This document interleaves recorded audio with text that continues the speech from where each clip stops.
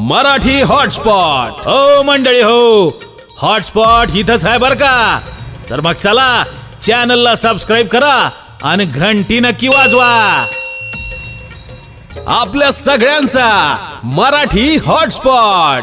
रघुनंदन राम राम, श्रीराम राम राम, भरताग्रज राम राम.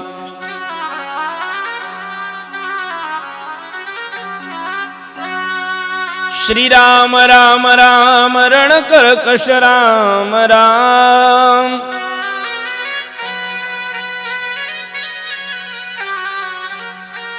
श्रीराम राम राम, शरणं भव राम राम.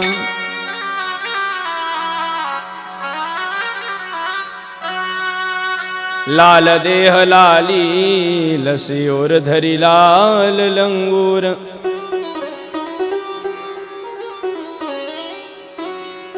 वज्रदेही दानव दलन, जय जय जय कपिशूर.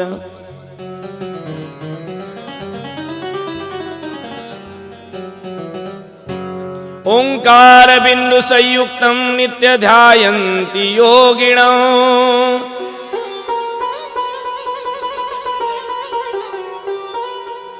कामदं मोक्षदं चैवं तस्मै नकाराय नमः शिवाय.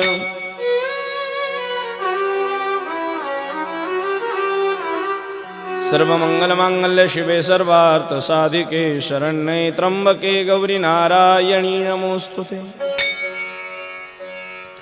अलंकापुरी रम्य सिंहासनस्थं पदाम्भोजतेजं स्फुरदिक् प्रदेशम्. विदिन्द्राधिदेवं सदा श्रूयमाणं समाधिस्थमूर्तिं भजे ज्ञानदेवम्. नमो सद्गुरु तुकया ज्ञानदीपा, नमो सद्गुरु सच्चिदानंद रूपा. नमो सद्गुरु भक्त कल्याण मूर्ति, नमो सद्गुरु भास्करा पूर्ण कीर्ति.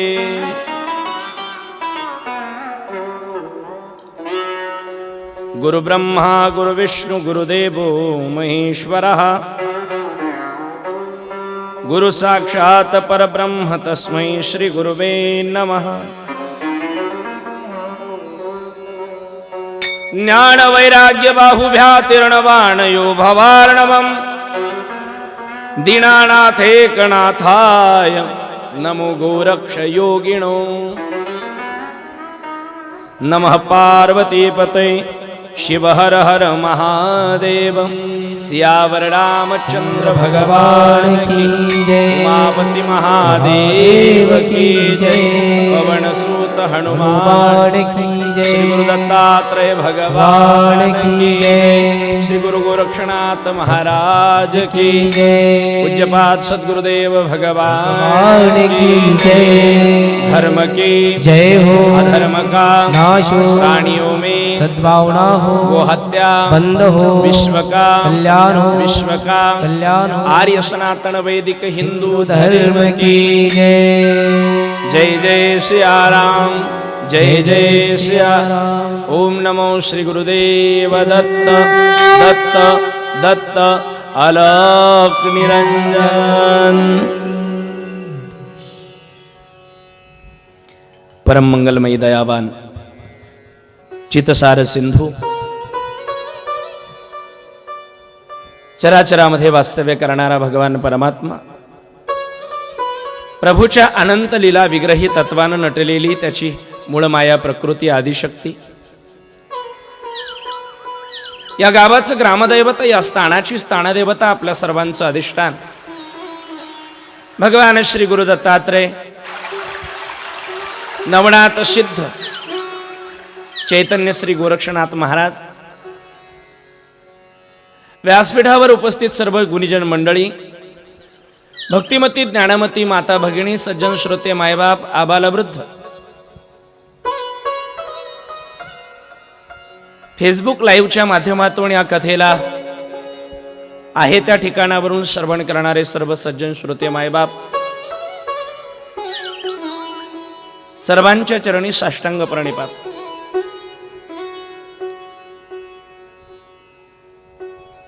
श्री चैतन्य गोरक्षनाथ महाराज उत्सव समिती आयोजित भगवान श्री गोरक्षनाथाच्या जन्मोत्सवाच्या पवित्र पर्वावर 7 दिवसीय संगीतमय श्री गोरक्षनाथ चरित्र कथेच्या या प्रसंगी आपण सुंदर असं भगवान श्री गोरक्षनाथाचं चरित्र या ठिकाणी अनुभवत आहोत.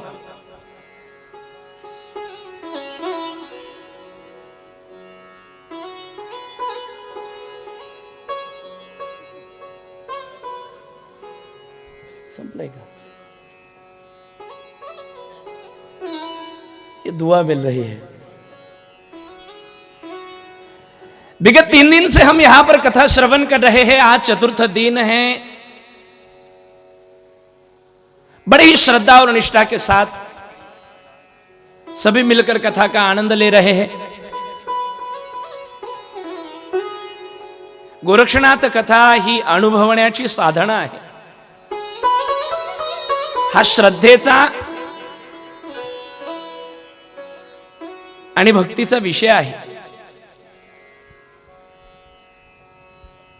अशा पवित्र पर्वाचं अवलंबन करत असताना आपण अतिशय सुरस आणि सरस कथा काल श्रवण केल्या, पर्वाला श्रवण केल्या. कालपर्यंत आपण कथाभाग श्रवण करत होतो. महाराज भगवान श्री गोरक्षनाथाचा जन्मोत्सव काल आपण बघितला. माता सरस्वतीच्या माध्यमातून भस्म चिमोटी प्रत्यक्ष श्री मत्स्येंद्रनाथांनी ओपलेली दिलेली, म्हणतात ना देव देतो आणि कर्म नेतं, दिया तो था प्रत्यक्ष मत्स्येंद्रनाथ बाबा ने, श्री कवि नारायण ने. लेकिन जिसके भाग्य में जितना लिखा होगा उतना ही मिलेगा साहब. कहीं मैंने पढ़ा है कि समय से पूर्व और भाग्य से ज्यादा कभी कुछ मिलता नहीं है. समय से पहले कुछ मिलेगा नहीं और भाग्य से अधिक कभी मिलेगा नहीं. जो भी मिलेगा, जो भाग्य में लिखित होगा वही मिलेगा और समय पर ही मिलेगा. कवी नारायणाच्या प्रसादाने प्राप्त झालेली ती विभूती यदा कदाचित जर भक्षण केली असती तर काय झालं असतं? सर्वांच्या मनामध्ये एकच प्रश्न असेल, सरस्वती माता गोरक्षनाथांच्या जन्मदात्री ठरल्या असत्या. जर माता सरस्वती भगवान गोरक्षनाथांच्या जन्मदात्री ठरल्या असत्या तर मग शास्त्रांनी ठरवून दिलेला जो पुरावा आहे, जो नियम आहे, तो नियम कुठेतरी फोल ठरला असता. आयोनी संभव या शब्दाचा प्रयोग नवनारायणाच्या अवतारानिशी केला गेलेला आहे. जन्माला येतो तो जीव, जो जन्माला येतो तो जीव असतो आणि जन्माला आल्यानंतर जीव म्हणून जर तुम्ही आला असेल तर जीव म्हणून तुम्हाला देह संबंधानं ज्या ज्या काही मर्यादा आहेत त्या मर्यादेचं पालन करत शेवटी हा देह याच ठिकाणी ठेवावा लागतो. कबीरजीच्या सांगण्याप्रमाणे अष्टकमल का चरखा बनाया, पंचतत्व की धूणी, 9 मास बुनन को लागे मूर्ख मेली कीन्ही. 5 तत्वों से बना हुआ शरीर, आत्मा जब शरीर में स्थिर होने के लिए 5 तत्वों का आश्रय करता है तब आत्मा को दुनिया से जाते वक्त उस 5 तत्वों को यहीं पर छोड़ देना होता है. ध्यान से सुनिए. केला मातीचा पशुपती परी माती सकाय महती, शिवपूजा शिवाशी पावे, माती माती माझी समावे. मातीचं शिवलिंग केलं प्रतिकात्मक स्वरूपामध्ये त्या शिवलिंगाची पूजा करता येईल, परंतु पूजेचा भाव संपला. शिवलिंगाचं विडंबन होऊ नये म्हणून आपण ते शिवलिंग पूर्ववत करतो, माती मातीमध्ये मिसळून टाकतो. सुनिए तो हरितालिका होती ना, हरितालिका, हरितालिकेच्या दिवशी आपण भगवान शंकराची पूजा करतो. करताना तुम्ही तेव्हा वालुकामय शिवलिंगाची स्थापना केली जाते, असंच ना. ऐसा कहा गया है कि वह शिवलिंग बनाने के लिए वो रेत आपको लाना जरूरी होता है जिस पर किसी का पैर पड़ा न हो. ज्या रेतीवर वाळूवर कोणी पाय टाकलेला नाही अशी रेती आपल्याला आणायची असते. कई माताएं लाकर रखती हैं, कहीं सरिता का प्रवाह बहता होता है, कहीं झाड़ी में जो रेत मिलते हैं उसे उठाकर लाती हैं, उस रेत का शिवलिंग बनाती है, और जैसे ही पूजा उसकी हो जाएगी तो माता क्या करेगी, वो मिट्टी को रेत को उठा लेगी और कहीं जाकर जल में विसर्जित करा देगी। मतलब जहां से लिया वहीं पर छोड़ दिया। आत्मा भी तो यही करती है, शरीर जहां से उठाती है जाते समय वहीं पर छोड़ देती है।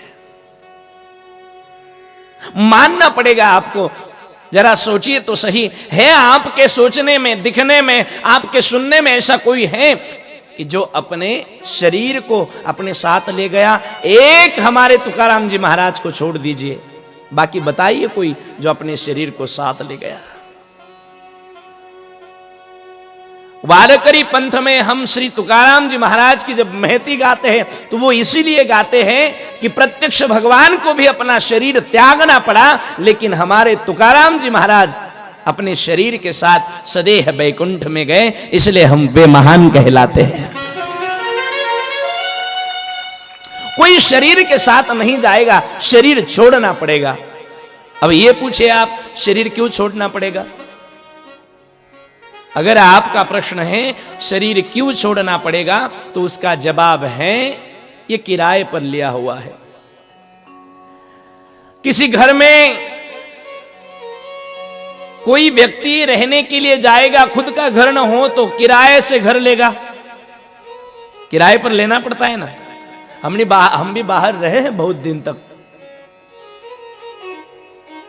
जब हम छात्र बनकर शिक्षा ले रहे थे तो हमें भी बाहर रहने का अवसर हमारे जीवन में आया था, हम भी बाहर गए। खुद का घर न हो, खुद के घर की उपलब्धि न हो तो किराए पर घर लेना पड़ता है। अब किराए का जो घर होता है वो घर आपको जीवन भर के लिए तो मिलने वाला नहीं, हमेशा के लिए तो मिलने वाला नहीं। जब तक आप सीमित दिन तक उस स्थान पर रहना चाहते हो तब तक आपको वो किराए पर लेना पड़ेगा, और जिस दिन आपका काम बन जाएगा उस दिन उसे त्यागना पड़ेगा और जाना पड़ेगा। क्या किराए के घर में हमेशा के लिए रहता है कोई? भाडोत्री घरामध्ये कायमची मुक्कामी राहतो का आपण? जिस तरीके से किराए के घर को त्याग कर जाना पड़ता है, ध्यान से सुनना सभी मेरे प्यारे श्रोताओ, उसी तरीके से यह शरीर भी हमें किराए पर मिला है। अब किराए पर अगर शरीर मिला है तो किराए पर मिले हुए घर में जब आदमी रहने के लिए, मनुष्य रहने के लिए जाएगा तो उसको सजाएगा तो नहीं? क्या सजाते हो आप लोग? उसकी मरम्मत ठीक से करेगा या नहीं करेगा? नहीं करेगा। वो किराए के घर में रहेगा तो उसकी मरम्मत नहीं करेगा, उसको सजाएगा नहीं, क्योंकि उसे पता है कि एक दिन इस घर को खाली करना है। ध्यान से सुनिए, यह भी तो किराए पर मिला है, इसे सजाने की आवश्यकता नहीं है, इसकी मरम्मत करने की आवश्यकता नहीं है, क्योंकि टूट जाने वाला है, मिट जाने वाला है, फिर भी हम इसकी मरम्मत करने में लगते हैं। मेरी बात को समझ में ना आए तो मैं फिर से बता दूं आपको। भाड्याच्या घरात आपण राहायला गेल्यानंतर किरायाच्या घरामध्ये एखादी फ्रेम फोटो लटकवण्यासाठी खिळा ठोकणारा माणूस आणि स्वतःच्या घरामध्ये खिळा ठोकणारा माणूस, दोघांच्या विचारामध्ये प्रचंड बदल असतो। स्वतःच्या घरात खिळा ठोकायला घेतला की 1000 वेळेस पोराला सांगणार, माप नक्की आहे ना, तिथंच ठोकावं लागेल ना, बघून घे, हा नाही तर छिद्र पडेल बाबा, ते चांगलं नाही दिसत, माप लावून घे एकदा। त्याला 1000 वेळेस सांगणार, जिथं ठोकायचं तिथंच ठोक, गरज आहे तिथंच लाव, का स्वतःचं घर आहे। आणि भाडोत्री घर असलं की हान ना, मग बऱ्याच घराची परिस्थिती अशा, ते भाडोत्रीच्याच प्लॅनिंगनं घर बनवतात। ते एवढ्या भिंती असतात सिंगल विटाच्या, इकडच्यानं खिळा ठोकला की पलीकडच्या घरात निघतो, ते त्याला तेलाची किटली लटकवतं। भाड्याने घेतलेल्या घराला जसं आपण सजवत नाही तसं हे घर सुद्धा आपल्याला भाड्यानं मिळालेलं आहे। फिर भी पता नहीं लोग मांझते रहते हैं, इधर फेयर एंड लवली लगा लेंगे, इधर से पाउडर भी लगा लेंगे, अच्छा खासा तिलक भी करेंगे, अच्छे खासे वस्त्र भी पहनेंगे। मैं मेरे से कह रहा हूं, आपको क्यों दोष दूं मैं? अच्छी खासी कॉस्ट्यूम भी पहन लेंगे, इसे मांझने की आवश्यकता नहीं है, क्योंकि एक दिन इसे छोड़कर जाना है। आइए, एक सुंदर भाव का भजन है, क्यों तन मिट्टी में मिल जाना। कबीरा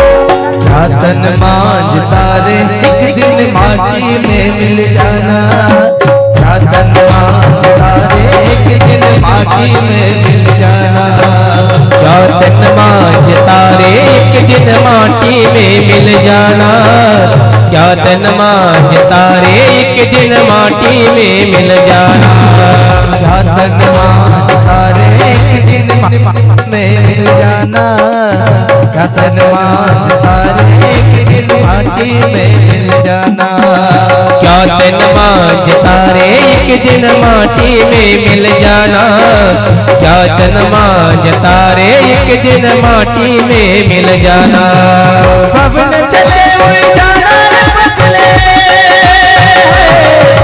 पवन चले उड़ जाना रे बदले,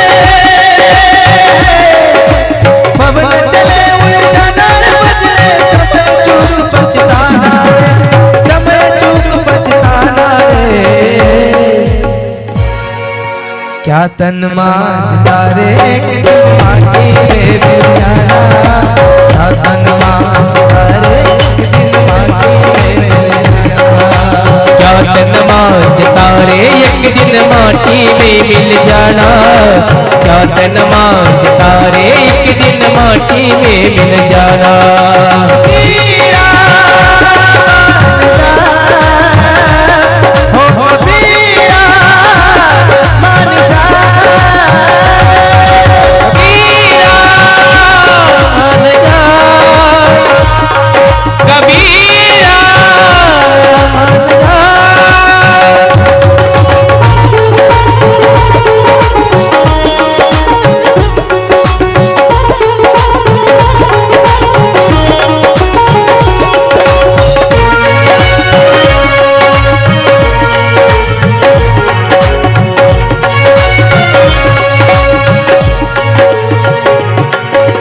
चार जना मिल गड़ी बनाई चला काट की डोली, ओ चला काट के डोली, ओ चला काट के डोली, चार जना मिल गड़ी बनाई चला काट की डोली, चला काट की डोली, हो चला काट की डोली, चारों तरफ से आग लगा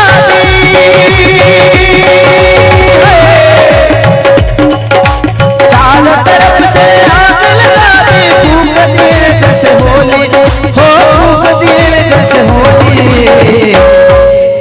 क्या तन मांझ तारे एक दिन माटी में मिल जाना, क्या तन मांझ तारे एक दिन माटी में मिल जाना, क्या तन मांझ तारे एक दिन माटी में मिल जाना, क्या तन मांझ तारे एक दिन माटी में मिल जाना,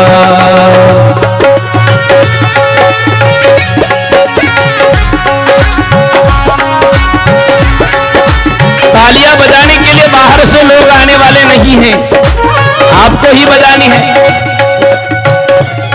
जरा ऊपर हाथ उठाकर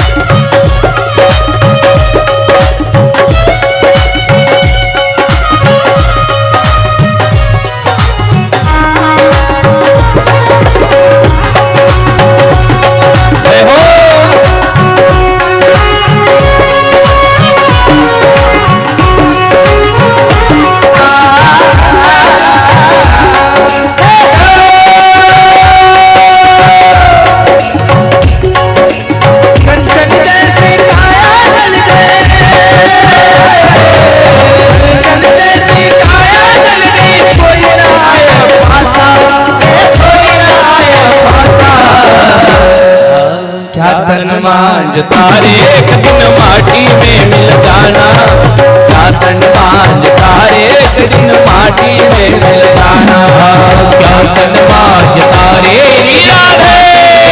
छोटे बच्चे कोलाहल मत कीजिए, हाँ? जितने भी बेटे हैं मत कोलाहल कीजिए, आपकी आवश्यकता है भारत को, और हम आपको बहुत प्रणाम करते हैं, क्योंकि एक बहुत सुंदर भाव का गीत है। चंदन है इस देश की माटी, तपोभूमि हर गाम है, हर बाला देवी की प्रतिमा और बच्चा बच्चा राम है। हम आप लोगों में राम देखते हैं, राम तो बड़े शांत संयमी होते हैं। अगर आप कोलाहल करोगे तो हमें आप में राम नहीं देखना पड़ेगा, फिर कंस देखना पड़ेगा, फिर ऐसा कोई उथल पुथल करने वाला राक्षस देखना पड़ेगा। और वो जो पानी की टंकी पर बैठे हुए हैं, मैं आपसे निवेदन करूं, जहां भी जगह मिली है, मैं मान लेता हूं कि जगह कम गिर रही है, लेकिन जहां भी मिले वहां पर बैठ जाइए। कहीं ऊंचे स्थान पर पांव को लटकाते हुए कथा नहीं सुननी चाहिए। जो पांव लटका कर कथा सुनेंगे भगवान उन्हें लटका देते हैं। ऐसा मैं नहीं, कथा बहुत बहुत धन्यवाद, आप पधारे, बे कहने पर पधारे, बे बड़ी महत्वपूर्ण बात है। कई लोग तो ऐसे होते हैं कि मानो जैसे पत्थर है, कोई कुछ भी बोल दे तो कुछ भी बोल ले, हम में बदलाव नहीं आएगा। कई पत्थर पानी में होते हैं, नदी में होते हैं, देखा है आपने, नदी में होते हैं। वो हर ऋतु में नदी में ही होते हैं। पावसाळ्यात नदीत, उन्हाळ्यात नदीत, हिवाळ्यात नदीत, कितीही पाणी आलं आणि दगडाच्या वरतून गेलं तरी दगडानं घोडभर पाणी पिल्याचा पुरावा दाखला कुठे काही सापडत नाही, ते जडवत असतात। वो कहने के बाद भी नहीं सुधर रहा है तो ध्यान देना साहब, उसको इलाज नहीं। मराठी मध्ये त्याला म्हणतात स्वभावाला औषध नहीं। और जो आदमी अपना स्वभाव नहीं बदलता है वो अभाव में जीता है, उस पर किसी का प्रभाव नहीं पड़ता है। जो स्वभाव नहीं बदलेगा उस पर किसी का प्रभाव नहीं पड़ेगा, किसी महात्मा का प्रभाव नहीं पड़ेगा, तो जीवन में सुख का अभाव रहेगा। जिसके जीवन में सुख का अभाव रहेगा वो दुख से जीवन व्यतीत करेगा, और जिसका जीवन दुख से भरा होगा वो एक दिन लटक कर मरेगा। स्वभावाला औषध नाही। लग्न झालं आणि बायको उलट्या स्वभावाची भेटली, तिला जे करायचं म्हटलं ती कधीच करणार, नवरा परेशान झाला। तिला म्हणलं ना संतोष महाराज घरी येणार आहेत, चहा ठेव, नाही ठेवणार। तिला म्हणलं ना आज आपल्याला गोरक्षनाथ कथेला जायचंय, नाही येणार, उलटच बोलायची। अगं तुला काय भेटणार हे सगळं करून सांग बरं। वेळोवेळी विनंती केली, पत्नी मान्य करायला तयार नाही। एका सज्जन महानुभावाने सल्ला दिला, हे बघ स्वभावाला औषध नाही, तू सांगितल्यानंतर ती प्रत्येक क्रिया उलटी करते ना, तिला उलट सांगत जा म्हणजे सोयीचं होईल। बर याने सांगायचं, मला ना ते संतोष महाराजांना चहा पाजा वाटत होता, पण मला पाजायचाच नाही। ती म्हणली असं का, घेऊन या त्यांना, मला पाजायचं आहे ना। पण चला आमचा चहाचा योग बनला। हा म्हटलं गावामध्ये गोरक्ष जन्मोत्सव चालू आहे, पण मला ना कथेला जायचंच नाही। ती म्हणली असं कसं, गेलंच पाहिजे। त्याचं बरं जमलं। एक दिवस एक दिवस करता अनेक दिवसाचा काळ निघून गेला, आणि एक दिवस हे दोघही जण, गावातली एक म्हातारी भाऊकीतली मिळी होती आणि तिचं श्राद्ध होतं 10वं, आणि ते 10वं करायला पैठणला गेले गंगेत। मग ही आंघोळीला कमरा इतक्या पाण्यात उतरली। वरतून धरणाच्या गेटमधून पाणी सोडलेलं होतं, पाण्याचा वेग वाढला होता। यानं पत्नीकडे बघितलं आणि अगं म्हणले वरतून पाण्याचा वेग वाढलेला आहे, पुढे जाऊ नको बुडशील। ती म्हणते याच्या लक्षातच नाही, हिला उलट सांगावं लागतं म्हणून। पुढे जाऊ नको बुडशील म्हणली। ती म्हणली का, माझ्या मनाला जे वाटेल ते मी करीन, मला जायचं जे पुढं। गेली, पाहता काय गेली वाहून। आता पुढे गेल्यावरती का वाचणार आहे का? स्वभावाला औषध नाही। स्वभाव कधीच बदलत नसतो महाराज। ज्याच्या स्वभावात जे फिट त्याला त्याच्याशिवाय जमतच नाही। एक मासे विकणारी बाई आणि फुलं विकणारी बाई, दोघींच्या घट्ट मैत्रीचे, ऋणानुबंधाचे दोघींचे संबंध जुळले। आणि मासे विकणारी बाई फुलं विकणाऱ्या बाईच्या घरी मुक्कामी आली। तिचा उत्तम पाहुणचार झाला। रात्री तिला झोपायचं होतं, उषाला काही नव्हतं. उषाला कळतं ना तुम्हाला? हा शब्द पण फार गोंधळ करतो बरं कधी कधी. एके ठिकाणी आम्ही विश्रांतीसाठी गेलो, रात्री झोपताना त्या घरातल्या आईला विचारलं, म्हणलं आई डोक्याला घ्यायला काही नव्हतं? म्हटलं आई, म्हणे बाबा व्यवस्था म्हटलं चांगली आहे, पण आई एक विचारू का? म्हटलं काय? म्हणे काय? म्हटलं उषाला काय? म्हातारी लागली ना रडायला, भाऊ उषाच्या लग्नाला 10 वर्ष झाले काहीच. मी म्हणलं तुझ्या उषाला नाही, माझ्या उषाला लागतं म्हणलं. कधी कधी होते. ती म्हटली उषाचे अभिषेक सुनी ये हर्षे नर नारी सब लोगों को आनंद हुआ. राम जब राजा बने तो आनंद किसको नहीं होगा? आनंद हुआ.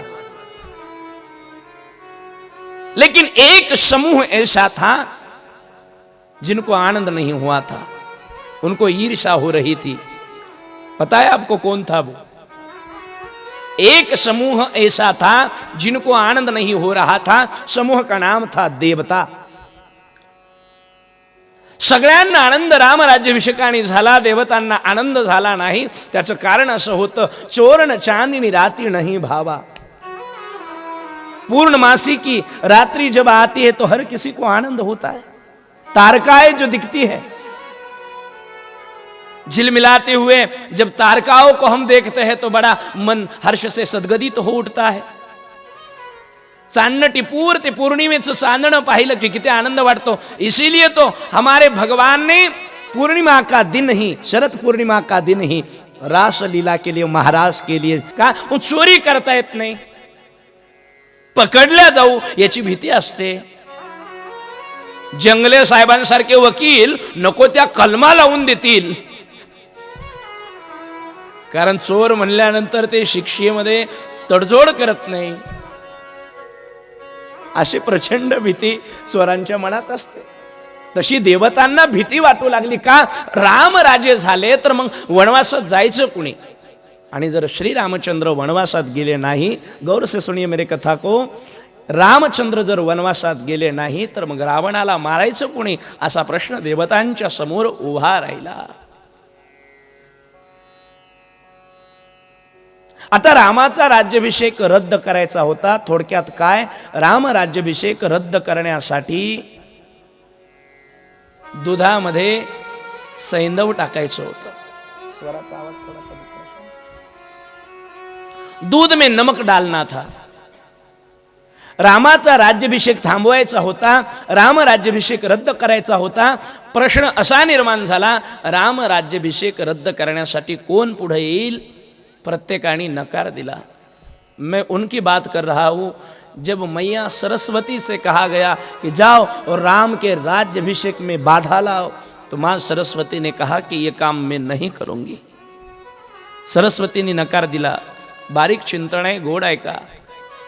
सरस्वतीने नकार दिला. का नकार दिला? सरस्वतीने सांगितलं, जी कोणी राम राज्याभिषेकामध्ये विघ्न आणेल ती आयुष्यभरासाठी कलंकित होईल, आयुष्यभरासाठी तिला कलंक लागेल, म्हणून मी राम राज्याभिषेकात विघ्न आणू शकत नाही.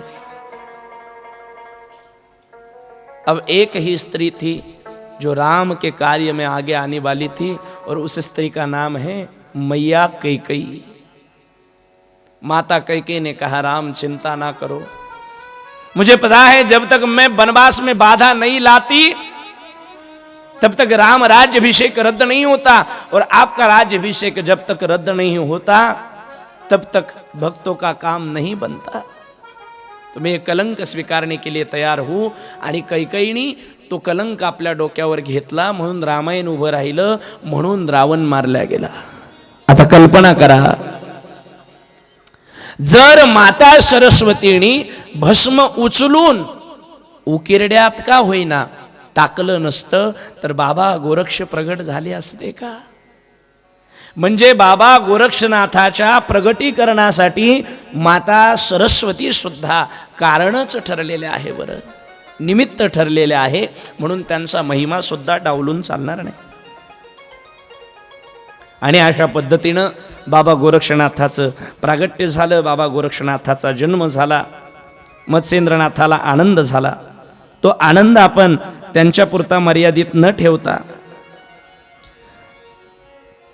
मत्स्येंद्रनाथाला जो झालेला आनंद आहे तो आनंद आपण खामगाव वासियांना काल वाटला की नाही.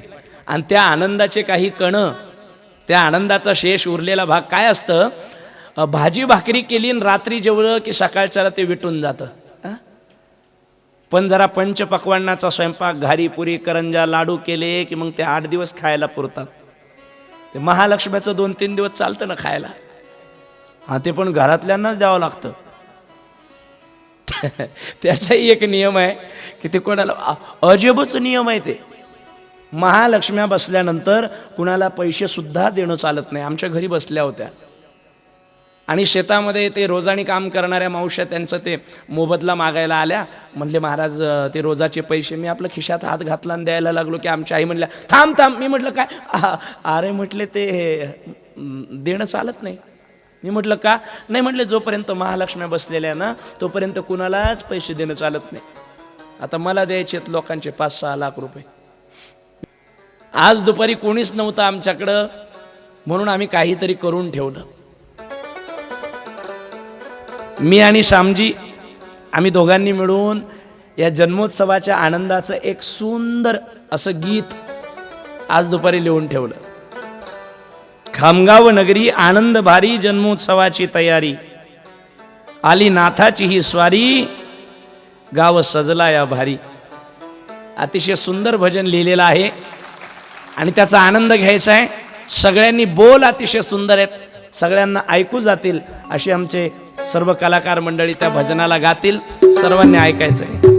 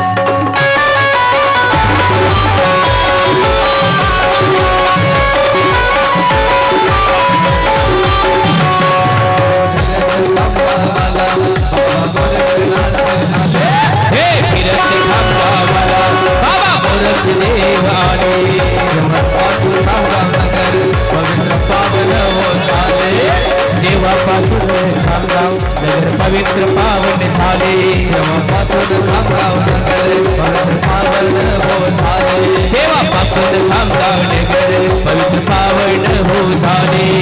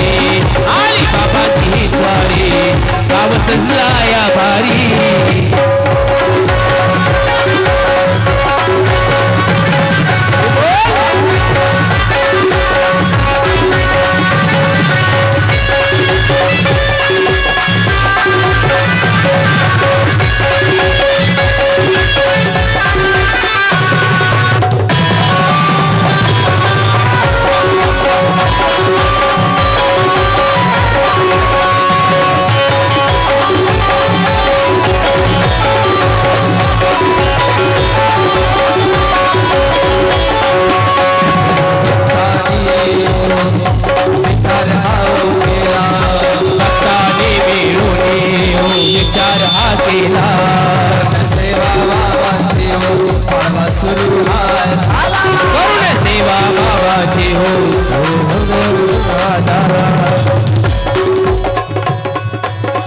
भजनाचे बोल आहेत.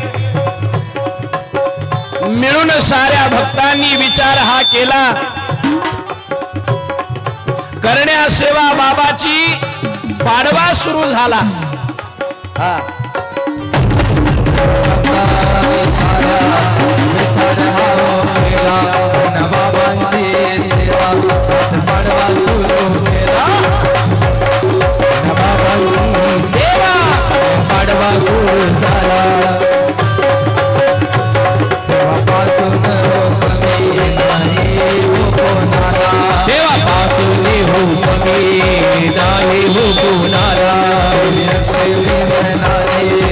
आशीर्वाद दिला लक्ष्मी मातेने आशीर्वाद दिला सेवनाथांची चोखडी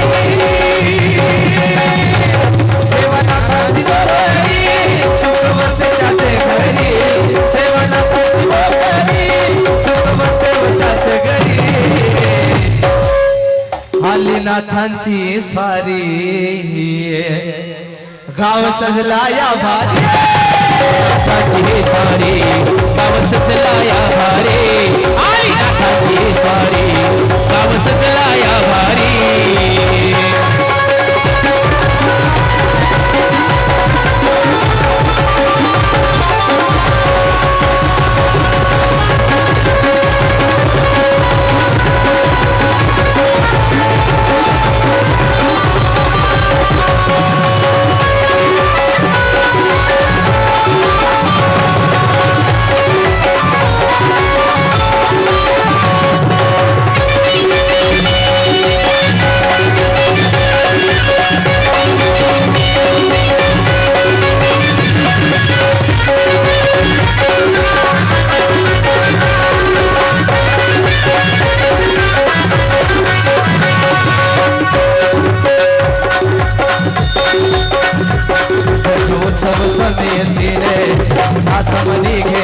उत्सव समितीने शासनाने हो घेतला कथा करण्याचा त्याने संकल्प हो केला वृक्ष कथा करण्याचा त्याने संकल्प हो केला.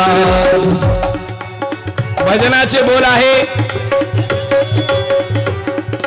जन्मोत्सव समितीने ध्यास हो घेतला गोरक्ष कथा करण्याचा संकल्प त्यांनी केला.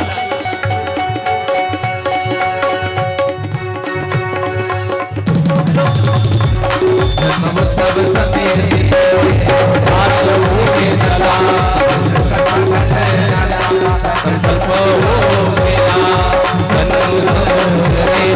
जन्मोत्सव केला संकल्प हो केला त्याने संकल्प हो केला.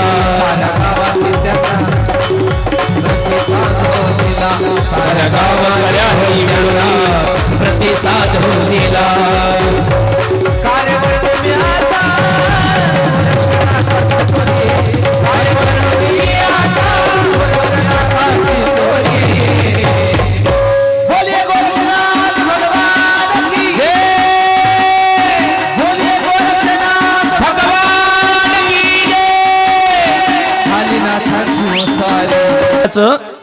साऱ्या भक्ताला हो तारी आली नाथाची ही स्वारी गाव सजला या भारी. दुसरं कडवं आहे. मिळून भक्तांनी विचार हो केला करण्या सेवा नाथाची पाडवा सुरू झाला. आपण पाडव्याचं उत्सव चालू केला. काल रंगनाथ बाबा चर्चा करत होते माझ्यासोबत. मिळून भक्तांनी विचार हो केला करण्या सेवा नाथांची पाडवा सुरू झाला. तेव्हापासून हो कमी नाही कोणाला देवी लक्ष्मी मातेने भरभरटून आशीर्वाद दिला. सांगा काय कमी आहे खामगावला. सेवा नाथाची जो करी सुख वसे त्याची घरी आली नाथाची ही स्वारी गाव सजला या भारी. तिसरं कडवं आहे. जन्मोत्सव समितीने ध्यास हो घेतला गोरक्ष कथा करण्याचा संकल्प त्यांनी केला. साऱ्या गावकऱ्यांनी त्यांना प्रतिसाद दिला. काय वर्णू मी आता गोरक्षनाथाची थोरी, आली नाथाची ही स्वारी, गाव सजला या भारी. आमचे बाबा गोरक्षनाथ भारी, त्यांचे भक्त भारी, गाव बिलय भारी, सगळंच लय भारी. आणि म्हणून बाबा गोरक्षनाथांच्या प्रागट्यानंतर मत्स्येंद्रनाथाला त्या ठिकाणी आनंद झालेला. पुढचा कथाभाग आपल्याला बघायचा आहे. मत्स्येंद्रनाथांनी 12 वर्षाच्या त्या तेजपुंज मूर्तीला कुरवाळलं. मग हस्त धरोणी तत्वता म्हणे तान्हुल्या उठाता, महीचे गोचर करुणी तीर्था हरी पारायणा ते सकामाशी. अवश्य म्हणून गोरक्षनाथ सलील चरणा माथा ठेवित, श्री मच्छिंद्राचा धरुणी हस्त गमन परितापय झाला. बाबा मत्स्येंद्रनाथांनी गोरक्षनाथाला उचललं, सांगितलं नाथ, आता पृथ्वी तलावर आपल्याला तीर्थभ्रमंती करायची आहे, चला उठा. मत्स्येंद्रनाथांनी श्री गोरक्षांना उठवलं. चंद्रागिरीचं स्थान सोडून जगन्नाथ धामाकडे आता गुरु शिष्य गमन करते झाले. एक सुंदर कथा या ठिकाणी घडते आहे. जगन्नाथ तीर्थाकडे तीर्थाटनासाठी प्रवास करत असताना रस्त्यामध्ये कनकगिरी नावाचं एक सुंदर गाव लागलं. मत्स्येंद्रनाथ महाराज आणि गोरक्षनाथ महाराजांचा मुक्काम कनकगिरीमध्ये पडला. आता आपल्या शिष्याची परीक्षा पाहण्याकरता श्री मत्स्येंद्रांनी एक अद्भुत आणि दिव्य अशी लीला केली. आपल्या शिष्याची परीक्षा घेण्याकरता मत्स्येंद्र बाबा गोरक्षनाथांना सांगू लागले. मच्छिंद्र पाहता ग्राम सुरस, बोलता झाला गोरक्षास, बारे प्रारंभ सुधेस जठरा नळी दाटला, कक्षे माझी घालून जोडी, बारे संचरुणी वस्ती मिळी, भिक्षा मागुनी ये वेळी, शुदा माझी हरी का.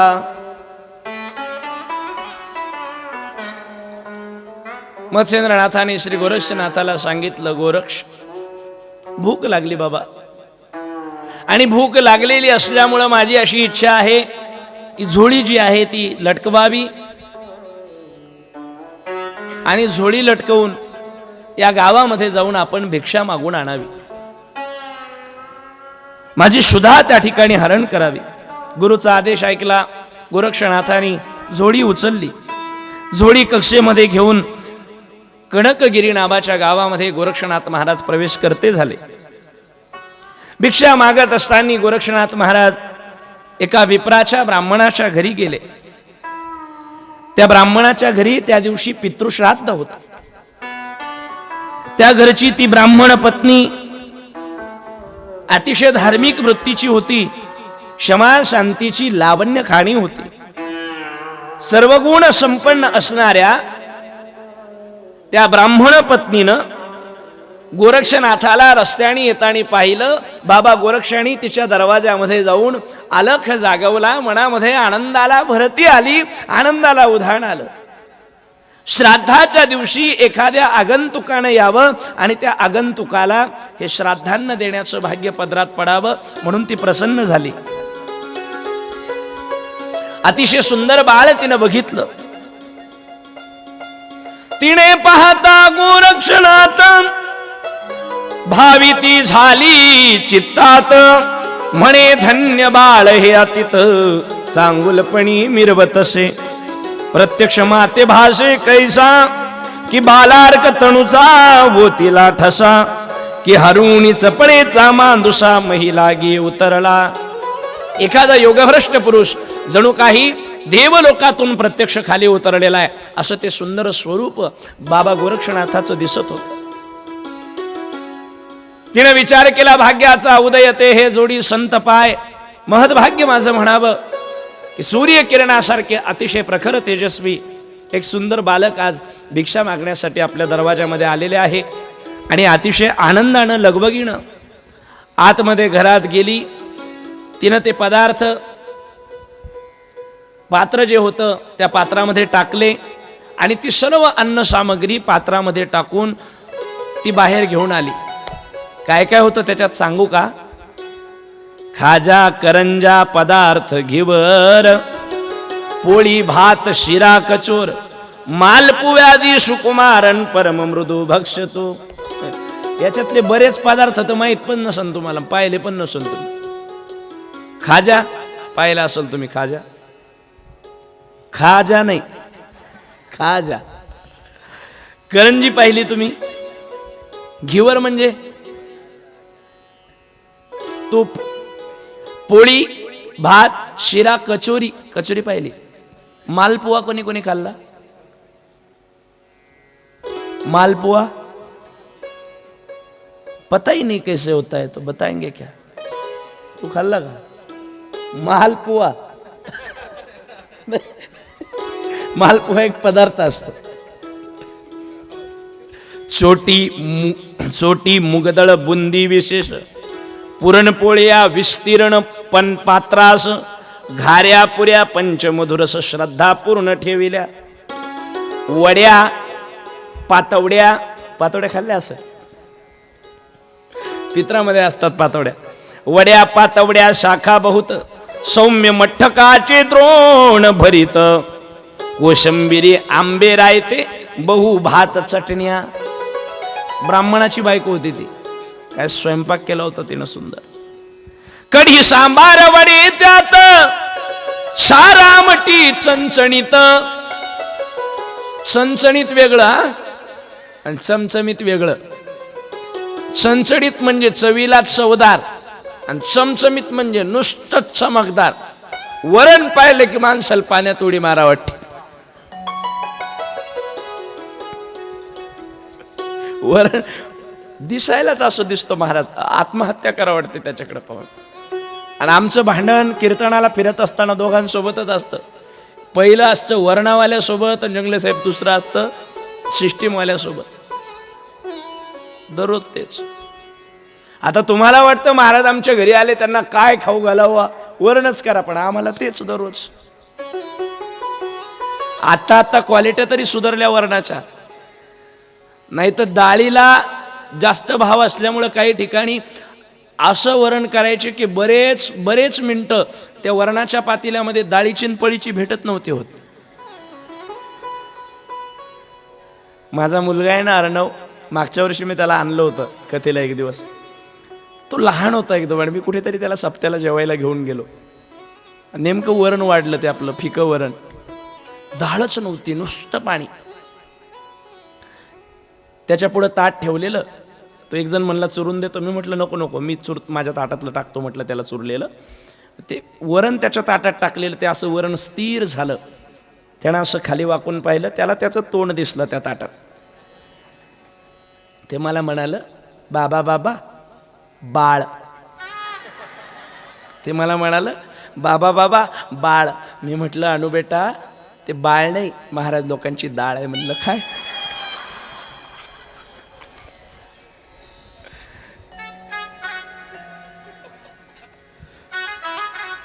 सुंदर कढी सांबार वडे त्यात.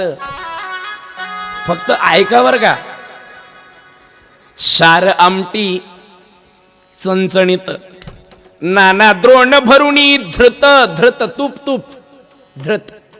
इतकं चमच्यानं नाही, तो तूप वाढायचा केवटा चमचा कुठून आणला काय माहित कोणी. इतकाच असं उथळ असतं. तूप वाढायचा चमचा पाहिला का तुम्ही? असं उथळ असतो, उथळ. ते तेलाचा काटा टाका असा एक प्रकार होता जुन्या काळात. चटणीवर तेलाचा काटा, काटा म्हणजे इतकं असं. धृत आणलं तिनं, पण नाना द्रोण भरुणी धृत. द्रोणाची द्रोण आणली. नाना द्रोण भरुणी धृत मेतकुटा आदी वाढिले. मेतकूट माहिती आहे का तुम्हाला? मेतग नाही, मेतग वेगळं, मेतकूट वाढलं. लय मोठी यादी आहे. याच्यासाठी नवनाथ भक्तिसार वाचावा लागतो. मध्यभागी ठेवणी भात. हे ताटात अन्न वाढण्याची पद्धत आहे. ताटाच्या मधोमध भात ठेवायचा, त्यावरी वरण कणक वर्णात, तळी वडे पोखर दह्यात, घालून या वाढिले. सोन्यासारखं चमकणारं वरण. कशासारखं? डाळीमध्ये डोळ नाही, स्वच्छ घरी निसलेली डाळ, घवघवीत षडस्त्रान्नाचं पात्र, ते पक्वान्नाचं. याला पक्वान्न म्हणतात. याला काय म्हणतात? पक्वान्न. तांदूळाची खीरण, भजे काढले, कुरड्या तळल्या ठेवल्या, घ्या पक्वान्नाचं जेवण. गबैस, त्याला पक्वान्न. पक्वान्न त्याला म्हणावं माय. अगं ताटात पाहिलं तर काय खावं असं खाणाराला प्रश्न पडावा. पण त्याला खाणारा सुद्धा तोला मोलाचाच असं. काय? त्याला खाणारा सुद्धा तोला मोलाचा असावा. हे आमचं म्हातारणीला आम्ही जेवायला एका ठिकाणी 16 पदार्थ बनटण्या होत्या. ते आचारी दादा काय असतं, चटणी आपण खाल्ली आणि ती तिखट गोड झालं. आणि गोड जर काही खायचं असलं तर तिखट गोड मध्ये जातं आणि तिखट गोड एक होतं. ते एक होऊ नये याच्याकरता ते त्या पक्वान्नाच्या जेवणात 1 वाटी गुलाबजल ठेवलेलं असतं बाजूला. गुलाबाचं पाणी. म्हणजे काय करायचं, चटणी खाऊन झाली आणि जर गोड खायचंय तर मग तो भरलेला हात त्या गुलाबाच्या पाण्यामध्ये डुबवायचा आणि मग गोड खायचं, असा नियम असतो. म्हातार जेवायला बसलेला आमच्या शेजारी. आमचं सगळ्यांचं लक्ष त्या पक्वान्नाकडं, म्हाताऱ्याचं ध्यान तेवढ्या वाटीवर. कायच असं याच्यात. अहो आम्ही 2 घास खाईपर्यंत तर म्हाताऱ्यानं वाटी पिली ना. बरं ते प्यायला पण गोड लागतं ना.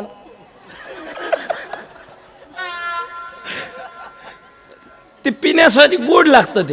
ते पुढच्याला वाटलं याच्यात वाढलंच नाही गुलाबजामुन, तिने गुलाबजल आणून दुसरी वाटी वाजवली. पुढच्या वेळेस आम्ही सांगितलंच नाही त्यांना. पुढच्या वेळेस आमचे एक मित्र आहेत, त्यांच्या हॉटेलचा उद्घाटन सोहळा झाला.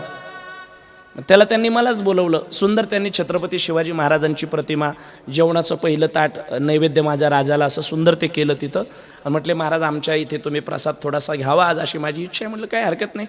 मग आम्ही तिकडे जेवायला बसलो. मग त्यांनी मागून ते गरम पाणी करून ते निंबू टाकून त्याच्यामध्ये आणून ठेवलं. कशासाठी? ते तेलकट जे असतं हाताला ते निघून जावं. ती वाटी आणली. यांचं ध्यान वाटीवरच. ते मला म्हटले हे काय? म्हणलं नाना हे निंबू या वाटीत पिळायचं आणि प्यायचं, याने ऍसिडिटी होत नाही. तिला मात्र एवढं सुंदर स्वयंपाकाचं ते ताट आणलेलं गोरक्षासमोर ठेवलं आणि नमस्कार केला. गोरक्ष पाहता पात्र सुरस. तुम्ही ताट आणून ठेवलं की नाही भातगीत टाकून? ताट द्यावं लागेल हातामध्ये. आई साहेबांच्या हातामध्ये ताट देऊन ठेवा. थोडंफार काहीतरी पटकन 3 मिनिटं आहेत फक्त तुमच्याकडे. ते सुंदर ताट जे आहे पात्र वाढवून गोरक्षनाथांपुढे ठेवलं.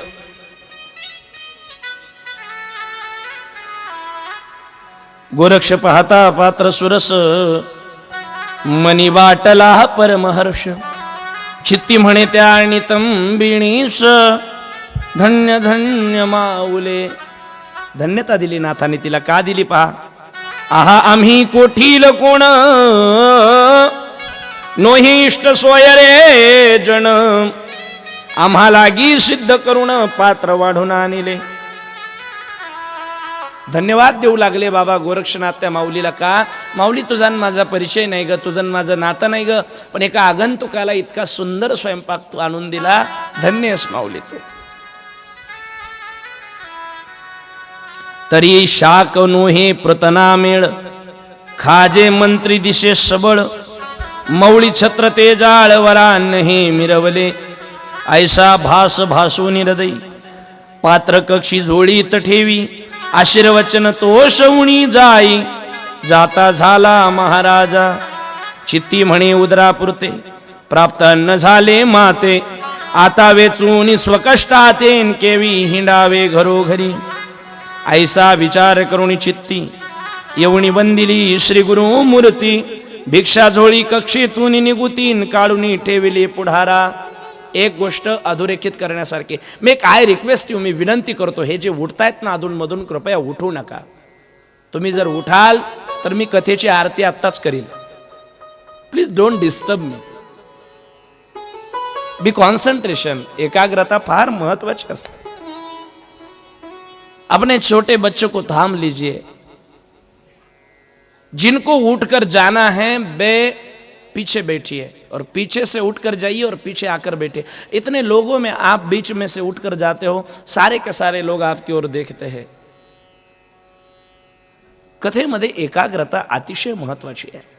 त्याच्यामुळे कृपया ही उठक बैठक जी आहे ना, तर अगर आप ऐसा करोगे तो कल मैं बैरिकेड लगा दूंगा इधर से. मी उद्या सगळ्या इकडून बंद करील हा रस्ता इकडचा. माताएं जाती भी है तो बातें करते करते जाती और बातें कर कर बैठ, बातें कहीं भी बंद नहीं होती. पोतडीचं तोंड उघडच. बसा माँ, बोलू नका माँ आता. और एक तो बेटी वहां पर है जहां पर कैमरा लगा है. आपको पता न होगा वो खुद में अपने आप में ही कैमरा है. ये जो है अपने आप में ही कैमरा है. बहुत कड़ी नजर होती है अपने पतिदेव पर. पत्रकार जी, बहुत कड़ी नजर होती है. दो दो बार पूछेगी कहाँ गए थे. मैं संतोष महाराज से, सच में वहीं गए थे क्या. मग आता काय तेलंगणात गेलतो का काय. मराठी हॉटस्पॉट चॅनलच्या माध्यमातून आपली ही कथा पूर्ण महाराष्ट्रभर जाणार आहे. आता आपल्याकडे 2 कॅमेरे लागलेले आहेत. पहिला कॅमेरा आहे जय बाबाजी फोटो स्टुडिओचा. सोमनाथ भाऊ आणि त्यांच्या टीमला विनंती आहे, यावेळेस तुम्ही त्याच्या सुंदर DVD नाही तर पेनड्राईव्ह तयार करा. ज्यांना ज्यांना ही कथा आपल्या मोबाईलमध्ये किंवा आपल्या TV मध्ये नंतर पाहायची असेल त्यांनी सोमनाथ भाऊला संपर्क करायचा. त्यांचा जो चार्जेस असेल त्याच्यासाठी जो खर्च येईल त्यांना तो खर्च त्यांच्याकडे भरायचा आणि ही DVD आपण पेनड्राईव्हच्या माध्यमातून DVDच्या माध्यमातून आपण नंतर ही कथा अनुभवू शकता. आणि सगळ्यात उत्तम पर्याय जो आहे तो आमच्या मराठी हॉटस्पॉटच्या टीमच्या माध्यमातून ही जी कथा आहे ही कथा आपल्याला यूट्यूबवर ऐकायला भेटणार आहे. यूट्यूब चॅनल हे सर्वांच्या वेळेमध्ये जेव्हा आवश्यकता आहे तेव्हा उपलब्ध असतं. टीव्हीचा प्रोग्राम सकाळी 8:30ला लागला तर 8:30ला TV पुढे जाऊन बसावं लागतं. पण यूट्यूबचं तसं नाही. जेव्हा कधी आपल्याला आवश्यकता वाटेल तेव्हा आपण काय करा, आपला मोबाईल घ्या, यूट्यूबमध्ये जा, मराठी हॉटस्पॉट चॅनलला सबस्क्राईब करा आणि संतोष महाराज आढावणे पाटील नवनाथ कथा म्हणा की तुम्हाला गोरक्षनाथ खामगावची ही कथा कायम ऐकायला भेटेल. त्यामुळे त्यांचे सुद्धा खूप खूप आभार आहेत की ते या ठिकाणी आले. आणि मराठी हॉटस्पॉट एकमेव असं चॅनल आहे, मी माझ्या सदिच्छा त्या चॅनलला एवढ्या करता देतोय, वारकरी संप्रदायाच्या प्रचार आणि प्रसाराच्या भूमिकेमध्ये एक छोटासा खारीचा वाटा हा मराठी हॉटस्पॉट चॅनलनी उचललेला आहे. महाराष्ट्रातील कीर्तनीय परंपरेतील अनेक सुंदर चिंतन करणाऱ्या चिंतनीय कीर्तनकारांची कीर्तनं आपल्या चॅनलच्या माध्यमातून तळागाळापर्यंत पोहोचवण्याचं काम हे मराठी हॉटस्पॉट चॅनलनं दिलेलं आहे. एकदा त्यांच्यासाठी टाळी झाली पाहिजे.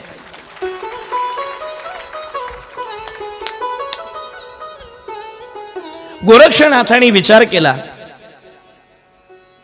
माझ्यापुरतं भेटलं ना मग आता भरपूर झालं. उदरापुरते प्राप्त अन्न झाले माते, आता वेचून स्वकष्टाते केवी हिंडावे घरोघरी. हे संतांची वृत्ती असते तुपे पाटील. काय मला मिळालंय ना मग आता मला हिंडायचं नाही. उदरापुरतं भेटलंय ना, उदरापुरतं अन्न आणि व्यवहारापुरतं धन, बस झाला आमचा संसार. प्रपंचात असं कधी होत नाही. कायम असमाधानता आहे की नाही माय? आहेच. माझं भागलंय ना भंडाऱ्याच्या पंक्तीत, मग मी थांबायला हवं. मी थांबत नाही, वाढण नेतो, घरी न्यायचं. ज्याच्या जीवनातल्या कधीच आशा सरत नाही त्याचं नाव जीव. आशा सरत नाही म्हणून दुर्दशा आहे. या आशेच्या पोटी सगळा जन्म वायाला जातोय, जातो की नाही? आणि आशा मनुष्याच्या विनाशाला मूळ कारण आहे. आशा म्हणजे आपल्या गावाची आशा नावाची बाई नाही, जी मोह ममतेला प्रसवते, जी नको त्याचा हव्यास वाढवते, जी हव्यासासाठी पूरक आहे, पोषक आहे, ती आशा मनुष्याच्या मूळ अधपतनाला कारणीभूत है. कहते हैं एक व्यक्ति बाजार में गया और बाजार से कुछ सामान खरीद कर लाया. त्याने ते सामान विकत घेतलं, बाजार केला आणि तो बाजार करून त्याने ती बाजाराची पिशवी घरामध्ये आणून ठेवली. गंमत अशी झाली,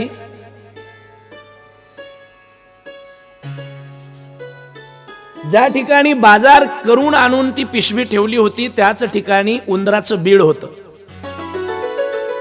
त्या उंदराच्या बिळामध्ये एक उंदीर राहत होता. तो उंदीर बाहेर आला आणि त्या उंदरानं बाहेर येऊन त्या पिशवीमध्ये डोकावून पाहिलं तर त्याला त्या पिशवीमध्ये गाजर सापडले वरच्या टोकाला.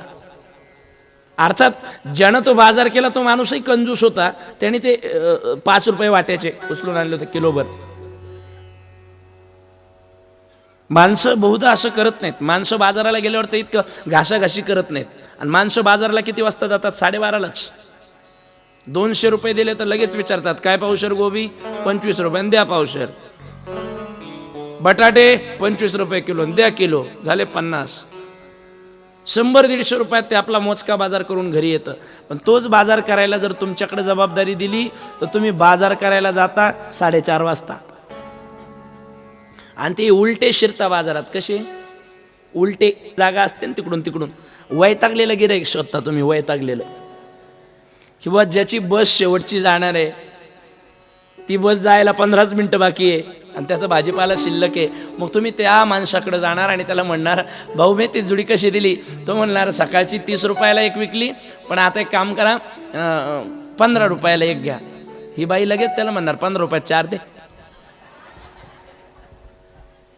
तुमची बाजार करण्याची म्हणजे घासाघाशी कसं करावी हे तुमच्याकडून शिकावं. आणि तुम्ही घासाघाशी करता म्हणून प्रपंच बारा चालू आहे. हे तर कधीच उधळून लावतील. तुम्हाला आठवत नाही कधी प्रपंच करत असताना बाई काय म्हणत असते माहिती का? धमकी देऊन, धमकी वजा सूचना देते ती आपल्याला. वाज वाज नका बोलू बाबाचे बाप, मी आहे म्हणून तुमच्या गोदाड्या ठिकाणावर आहे. आता तुम्ही आहे म्हणून जर आमच्या गोदाड्या ठिकाणावर असतील, तुम्ही नसतात आमच्या गोदाड्या कुठे गेल्या असतील? मी लहानपणापासून पाहतो आमच्या गोदाड्या घड्या मारून मारल्या, उचलल्या तर त्या टेबलवरच आहेत. आई आली तरी तिथं होत्या आणि बायको आली तरी कॅमेरा समोर सांगतात. धाडच लागतं ते सांगायला पण. लक्षात घ्या. आणि म्हणून आशा अतिशय अतिशय दुस्तर आहे. ती पिशवी आणून ठेवलेली, तो उंदीर आला, त्याने ती गाजरं पाहिली आणि मग उंदराच्या डोक्यात आलं चला खाण्याची सोय झाली. त्याने ते गाजर उचललं आणि गाजर उचलून उंदीर बिळात घेऊन गेला. आशा सांगतो तुम्हाला आप्पा, आशा सांगतो. बिळामध्ये ते गाजर नेलं, बिळामध्ये गाजर नेलेलं आता संपलं होतं, समाधान व्हायला हवं होतं. वरती डोकावून पाहिलं बिळाच्या, म्हणलं अजून तर बाजार करून आलेला माणूस हातपाय धुवायला गेला, तो बाहेर आलाच नाही. तो येईपर्यंत म्हटलं माझं झालं, पण बायकोसाठी एक नेतो. दुसरं गाजर आणायला गेला, ते गाजर बिळात नेलं, समाधान झालं नाही. पुन्हा आशा. वरती आला, म्हणला अजून तर कोणीच नाही, पोरासाठी नेतो म्हणला. 2 मुलं आहेत म्हणला, अर्धा अर्ध करून खातील. तिसरं गाजर आणलं, बिळात ठेवलं, वर डोकावून पाहिलं, अरेच म्हणलं अजून पण कोणी नाही. म्हणलं अर्धा अर्ध कशाला, एक एक स्वतंत्र स्वतंत्र देऊ. 4थं गाजर उचललं, बिळात नेलं, 4 गाजरं नेली, वरती येऊन पाहिलं, म्हणलं कोणीच नाही अजून, आजच्या पुरतं झालं, तो येत नाही तोपर्यंत म्हणला उद्याच्या पुरतं पण वाहतो. असं करून करून त्यानं सगळी गाजरं उचलली आणि आपल्या बिळात नेऊन साठवली. एकच गाजर किडकं भिरूड लागलेलं ते वाचलं होतं. सोडायचं ना त्याला. आशा. आशा. ते भिरूड लागलेलं गाजर उचलण्याकरता तो त्या पिशवीमध्ये गेला. म्हणला ते भिरूड लागलेलं तोडून टाकू, चांगलं चांगलं उपयोगात घेऊ. ते गाजर उचललं आणि आणलं. महाराज बिळाच्या तोंडावर गेला. पण गंमत अशी, आता बिळाच्या तोंडावर महाराज बोका येऊन बसला होता. त्याने सांगितलं जय हरी. ही काय करतो म्हणे इकडं. हसणाऱ्यांची तुमची आणि माझी हीच अवस्था आहे. आशेला धरून पाहतो उंदीर घेऊन जाय बोका, तैसा काळ लोकाने तसे. त्या आशेमध्ये आपला शेवट होतो. समाधान ज्यांच्याकडे आहे त्यांना संत म्हणतात. संत शब्दाची व्याख्याच अशी आहे, ज्यांच्या समाधानाला कधीच नसतो अंत त्यांना म्हणतात संत. आणि म्हणून जशी सागराची खोली मोजता येत नाही, तशी संतांच्या समाधानाची खोलीही मोजता येत नाही. अथांग आहे ती, अथांग आहे. ते भिक्षाझोळी घेतली आणि भिक्षाझोळी घेऊन गोरक्षनाथ महाराज आपल्या गुरुजींकडे आले. आणि गुरुजींकडे आणून गुरुजीच्या पुढे त्या ठिकाणी ते शरडसान्न ठेवलं. मत्स्येंद्रनाथाने उचललं, भोजन केलं. मुखा माझी कवळ करिता रसना नला विदंता, म्हणे हे तर की होईल आता, लवडी सवडी लोटी तसे.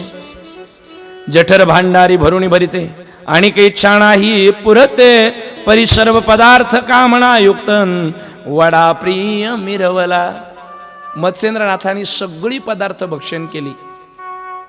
वडा होता त्याच्यामध्ये. तो वडा उचलला आणि खाल्ला. विशेष चव लागल्याचा आव आणला. आणि मत्स्येंद्रनाथ गोरक्षनाथाला उद्देशून म्हणतात, परिपदार्थ पूर्णपूर्वपणी कामना येथे राहली मणी, कि वडा निकासता भोजनी चांगुलपणा मिरवितो. सगळं खाऊन टाकलं आणि थोडी संकुचित वृत्ती. बाबा काय झालं? गोरक्षा, स्वयंपाक सुंदर आहे बाबा, पण ते वडा. काय गुरुजी? वडा अति सुंदर आहे. असं ना गुरुजी, भरलं का पोट? नाही, थोडा जर असता अजून तर आनंद आला असता. उद्गार आहेत मत्स्येंद्रनाथाचे. म्हणे महाराजा तपोधना, कवन कामनाली मना, तो अर्थ उघड दावणी वचना, आम्हा कार्या निरोपावे.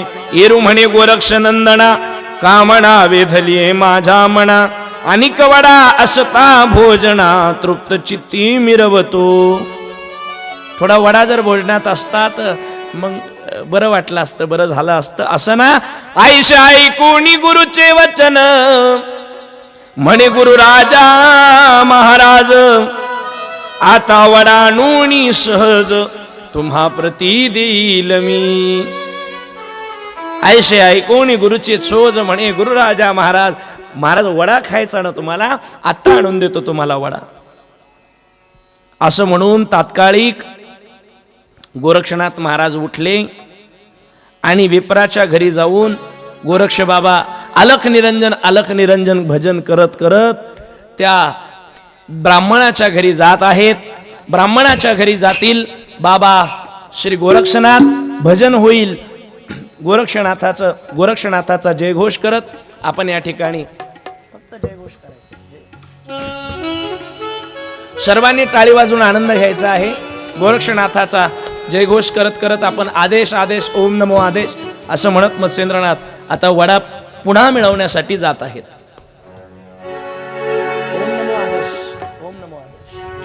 ओम नमो आदेश बोलो, ओम नमो आदेश, ओम नमो आदेश. अगोदर ताईंना वरती आदेश, ओम नमो आदेश बोलो, ओम नमो आदेश, ओम नमो आदेश बोलो, ओम नमो आदेश, ओम नमो आदेश बोलो, ओम नमो आदेश, ओम नमो आदेश बोलो, ओम नमो आदेश, ओम नमो आदेश बोलो, ओम नमो आदेश बोलो, ओम नमो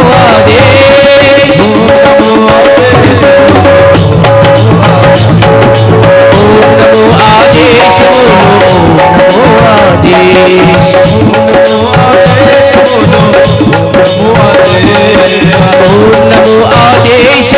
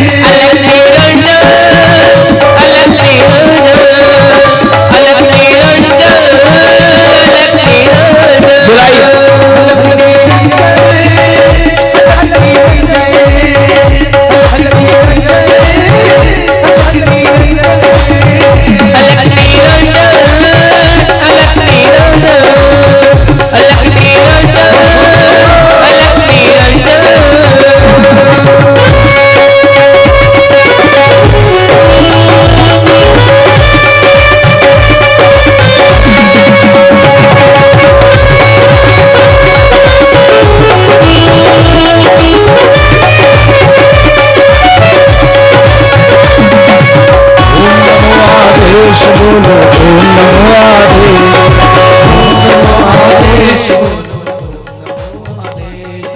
ओम नमो आदेश बोलो ओम नमो आदेश ओम नमो आदेश। बाबा गोरक्ष पधार रहे हैं ताली बजाते हुए सभी स्वागत करेंगे। ओम नमो आदेश ओम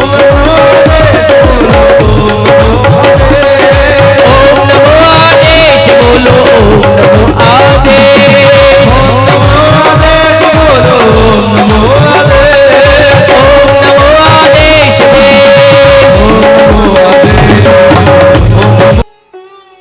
जे दीक्षा प्राप्त आहेत ते किंगरी नावाचं वाद्य घेऊन येतात. किन्नरीचा अपभ्रंश झालेला आहे, किंगरी म्हणतो आपण त्याला.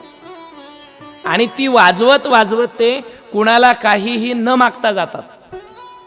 मागत नाही ते, फक्त मागतील एकाच ठिकाणी. अलक कुठं म्हणतील, जिथं भिक्षा घ्यायची आहे तिथंच अलक म्हणतील. नाही तर ते ग्रामाला जागवत जागवत भगवत नामचिंतन करत फिरतात.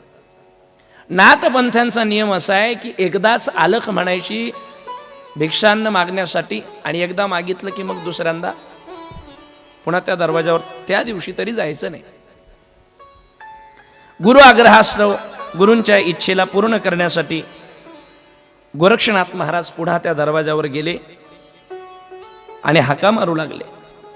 आयशे म्हणून तात्कालिक उठता झाला तपोनायक, विप्रगुही येऊनी देख मारी हाका गोरक्षतो. म्हणे मायबो मायाता आणि कवडा दे तत्वता, मम गुरुची कामना असे चित्ता तृप्ती असता ते पावेणा. ए माई माई, अरे ओ माई, अरे ओ माई माई. आवाज दिला बाबा गोरक्षाने. आवाज ऐकला अनबाई घरातून बाहेर आली. बोले हाँ क्या चाहते हो? बोले माई, गुरुजी को पहले जो भिक्षा दी थी खिला दी, वड़ा जो था बहुत ही पसंद आया माई, थोड़ा सा वड़ा दे देना. बाबा गोरख ने कहा थोड़ा सा वड़ा देऊन टाका. माई बोले थोड़ा सा वड़ा दे देना. बाबा गोरक्षनाथ ने प्रार्थना की. बाई काय म्हणली माहितीये का? तवती बोले नितंबिणी, आलाशी गुरुचे निमित्त करुणी, परिसकाम सविता स्वेच्छापणी, हृदय पात्री हे लावे. बाई म्हणली हो, नरम लागलं म्हणजे उकरायचं असतं का? गुरुचं नाव करून जीबीची रसना पूर्ण करण्यासाठी आला वाटतं, नाही का? म्हणजे खायचं तुला आणि बाबाचं नाव सांगतो असं वाटणे साहजिक होतं तिला. एकदा दिल्यानंतर पुन्हा पुन्हा त्याची इच्छा व्हावी. तुझा भाव कळू आला म्हणे. माते दाऊनी गुरुभक्ती, कामणे करू पाहशी तृप्ती, तस्मात सकळार्थ कळू आला चित्ती, मज लागी जाण पा.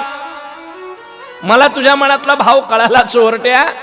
गुरुचं नाव करतो तुला वडा खायचा नाही का? तव बोले विप्रनंदिनी गुरार्थ कामणामणी वेधली म्हणतोस तरी प्राज्ञी वचन माझे ऐकावे. हे पहा म्हटले आईसाहेब हात जोडले, गुरुसाठी हात जोडले. आणि आईसाहेब हे बघा, मी काही माझ्यासाठी मागायला आलो नाही, माझ्या गुरुला लागतं तेवढे वडे द्या. गोरक्षाने आपल्या गुरुजींसाठी वड्याची मागणी केली. बाई काय म्हणली पहा, आगा मम भक्तीचे प्रसंग करून तू ते दिदले पहा वाढून, पुन्हा आलाशी मागून तरी ते नाही फुकाचे. ती म्हणली हे बघ माझी भक्ती होती, मी भक्तिप्रधान होती, मला वाटलं मी दिलं, आता एकदा दिलं, आता पुन्हा पुन्हा द्यायला ते काय फुकटचं आहे का? हा शब्द ऐकला, ते काय फुकटचं आहे का? याचा अर्थ असा आहे हिला याचा काहीतरी मोबदला हवाय. याचा अर्थ काय? काही गोष्टी समजून घ्याव्या लागतात. तुम्ही वर्गणी आणून दिली समितीकडं, म्हणजे नाही दिली नसेल तुम्ही अजून, पण समजा काही जणांनी दिली असेल, ज्यांनी दिली त्यांनी वर्गणी आणून दिली, समितीच्या हातात दिली. समिती म्हटली अजून थोडे द्यायचे असते, अजून थोडे द्यायचे असते. याचा अर्थ काय समजायचा आपण, की जे दिले ते कमी आहे. एक व्यक्ती कथेला आली, दुसऱ्या व्यक्तीनं त्या व्यक्तीकडे पाहिलं आणि त्याला म्हटली कथेला येताना आंघोळ करून आलं पाहिजे, कथेला येताना आंघोळ करून आलं पाहिजे. याचा अर्थ असा आहे की जी व्यक्ती कथेच्या मंडपात आलेली ती बुरशी आहे. माझा वडा काही फुकट आहे का? तो फुकटचा नाही. याचा अर्थ असा आहे की या बाईला या वड्याचं मोल हवंय, मोबदला हवाय. ऐकलं? चला एकदाच सुटलं. मोल हवंय ना हिला, काय मागेल ते देऊ आपण. विचारलं आई तुम्हाला मोल हवंय ना? हो. ईर म्हणे तरी त्यास काय लागते सांगा मास, तेची देऊणी तू ते खास वडे जाण इच्छितो. एरू म्हणे गुरु भक्ती, एरी म्हणे गुरु भक्ती, माते दावू पावलाशी शक्ती, परी अन्नावरती वडे पाहिजे ती, डोळा काढून दी तुझा. असं तू काय देणारस म्हटले, मला द्यायचंय ना तुला, तुला वडे पाहिजे ना, देते मी वडे, पण वड्याच्या बदल्यामध्ये मला तुझा डोळा हवाय. बोल देशील का? अस्ती मांस मज्जा हे या पंचतत्वाच्या बनलेल्या शरीराकडं आपण जितकं आस्थेनं ना आपुलकीनं पाहतो ना, तितका जिव्हाळा संतांना त्याबद्दल नसतो. अच्छा डोळा पाहिजे का? एरू म्हणे काय कठीण, चक्षुका म्हणे वेधले मन,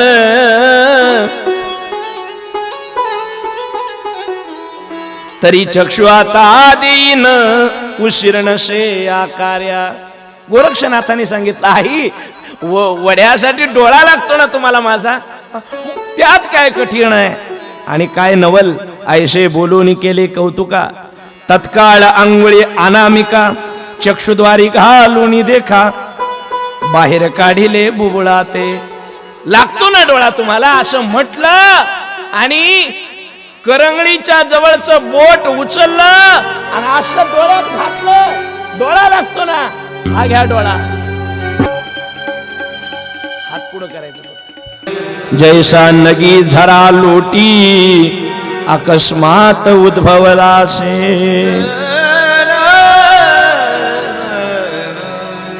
जसा डोळा काढला तसं डोळ्यातून रक्त पडायला लागलं. रक्त असं वाहू लागलं की मांदार नदी स्वर्गी उणी, उतळे मणिकर्णी केच जीवनी, तत्राय चक्षुद्वारा हुनी लोट लोटला रुधिराचा. स्वर्गातून गंगा उतरावी आणि पृथ्वीवर त्या ठिकाणी खाली यावी, तसं डोळ्यातून रक्त व्हायला लागलं.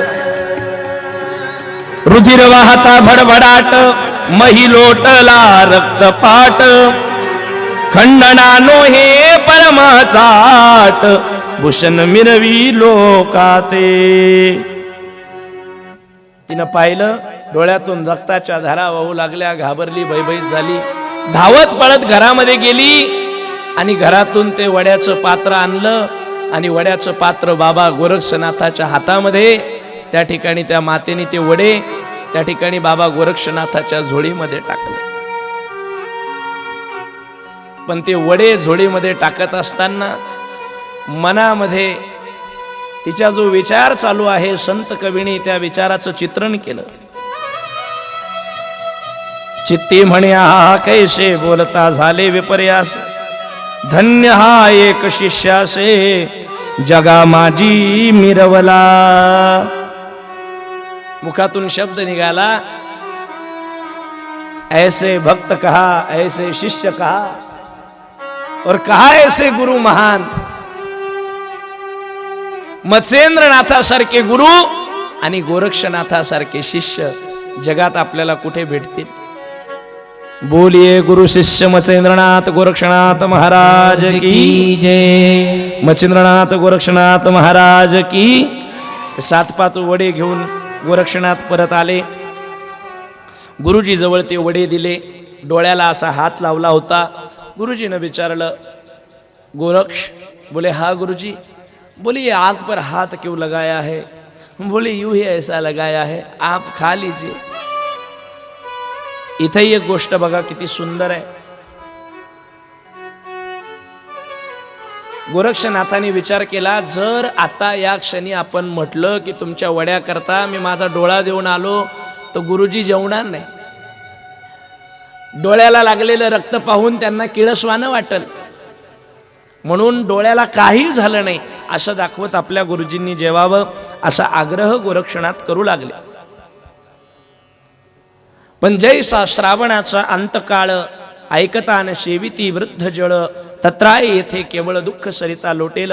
बाळ श्रावणाचा अंतकाळ पाहिल्यानंतर जसं शांतवण आणि ज्ञानावतीनं अन्न प्राणी प्राशन केलं नाही, म्हणजे पाणी प्राशन केलं नाही, ते पाणी पिलं नाही राजा दशरथाने आणलेलं, तसं आपल्या शिष्याला त्रास असताना गुरुजी तो प्रसाद कसा भक्षण करतील. श्रावणाच्या आई वडिलाचं नाव शांतवण ज्ञानवती होतं. बरेच जण प्रश्न विचारतात आम्हाला हा. तसं मत्स्येंद्रनाथाने सुद्धा ते ग्रहण करायला नकार दिला. येरू म्हणे बामुख गमळा, प्रत्यक्ष पाहू दे माझी या डोळा. येरू म्हणे गुरु स्नेहाळा, भोजन झालिया दाखविण. ते म्हणे तुम्ही जेव्हा नंतर दाखवतो. गोरक्षा काय झालं डोळ्याला दाखव. बाबा नंतर दाखवतो. नाही आधी तुझं मुख पाहू दे.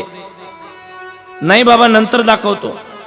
तू जर माझ्या शब्दाचा अवमान केलास गोरक्षा, तर हे अन्न मला गोमासा समान वाटेल. आधी डोळा दाखव. ऐसा ऐकता निर्वाण वचन, बोले श्री गुरु गोरक्षा. गोरक्ष गुरु कारण की मागो गेलो वड्यान्न, कथा झाली ते ऐका. गुरुजीने विचारलं तेव्हा सांगितलं की हा प्रकार नेमका काय. मी वडे मागायला गेलो होतो, पण त्या बाईनं अशा पद्धतीनं माझ्याकडं डोळ्याची मागणी केली आणि मग मला डोळा द्यावा लागला. घडलेली कथा सांगितली. धन्य आहेस गोरक्षा म्हणून गुरुजीनं पाठीवर त्या ठिकाणी शाब्बासकीची थाप दिली आणि खऱ्या अर्थाने पूर्ण मंत्राचा पाठ करून जे बुबुळ बाहेर आलं होतं ते बुबुळ जसंच तसं बाबा गोरक्षनाथाला या ठिकाणी चिटकवून दिलं. बोलिए श्री गोरक्षनाथ भगवान की जय. गोरक्षनाथ भगवान की जय. गोरक्षनाथ भगवान की जय. श्री गुरुच्या कृपेनं जोळा डसा होता. डोळा पुन्हा पूर्ववत तसा झाला. ज्याच्यावर गुरुची कृपा झाली त्याला या जगामध्ये अशक्य काहीच नसतं. हेच या दृष्टांतातून आपल्या सर्वांना निश्चित रूपाने ऐकायला भेटलं. ओम नमो आदेश. या ठिकाणी झाकीचं दर्शन करा. या ठिकाणी जी झाकी बनवलेली आहे, ही झाकी बनवण्याच्या पाठीमागं सगळं श्रेय आमच्या विजू भाऊला आम्ही देतो की ती शृंगाराची जबाबदारी त्या ठिकाणी ते स्वीकारतात. त्यांचे मनपूर्वक आभार. या ठिकाणी बाबा गोरक्षनाथाच्या उपस्थितीनं बाबा गोरखनाथ, मेरे बाबा गोरखनाथ, तेरा जग में नाम निराला है। ये भजन हम यहाँ पर गाएंगे और उसके उपरांत आगे की कथा, क्योंकि अभी जालंधर बाबा का जन्म भी करना है। कारण जालंधरनाथाचा जन्म केल्याशिवाय गोरक्षनाथाचं चरित्र पुढे जात नाही, म्हणून श्री जालंधरनाथाचा जन्म ती कथा होणार आहे। सुंदर भजन आहे, ते सुद्धा आम्ही आमच्याच पद्धतीनं रचना करून लिहिलेलं आहे। मेरे बाबा गोरक्षनाथ, तेरा जग में नाम निराला है, हे भजन होईल, सर्वांनी आनंद घ्यायचा आहे।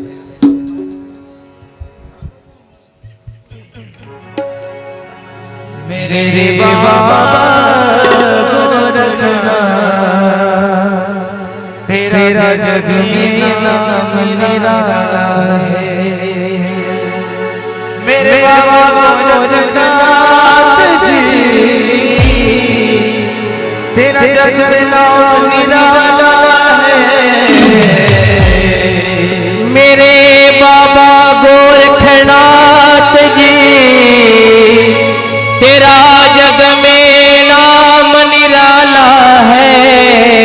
मेरे बाबा गोरखनाथ जी, तेरा जग में नाम निराला है। मेरे बाबा गोरखनाथ जी, जग में नाम निराला है। मेरे बाबा गोरखनाथ जी निराला है। मेरे बाबा गोरखनाथ जी, तेरा जग में नाम निराला है। बाबा गोरखनाथ जी, तेरा नाम निराला है। बाबा गोरखनाथ